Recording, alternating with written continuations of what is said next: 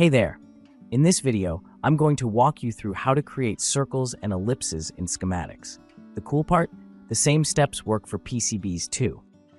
Now, just to clear things up, a circle is really just an ellipse where the width and height are equal. To keep things easy, I'll just say circle most of the time, unless we need to get specific. Alright, let's dive in.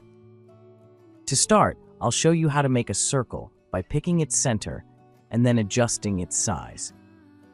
First, head over to the Add tab in the ribbon menu and click on one of the circle buttons. Move your mouse to where you want the center of your circle, then click the left mouse button. As you move your mouse around, you'll see the circle begin to form. If you hold down the Shift key while dragging, you'll turn that circle into an ellipse. Let go of the Shift key and you're back to drawing a circle.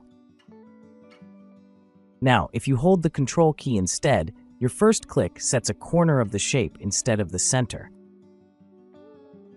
Letting go of Control switches it back to using the center. And yep, you can even hold both Shift and Control together to make an ellipse starting from a corner. When the shape looks just right, click the left mouse button again to finish. There's also a faster way to draw a circle. Just click one of the circle buttons. Move to where you want the center. Then hold down the left mouse button while you drag. The circle will start to form right away. Holding down the Control key makes it draw from a corner, and holding both Shift and Control keys makes it an ellipse from that corner.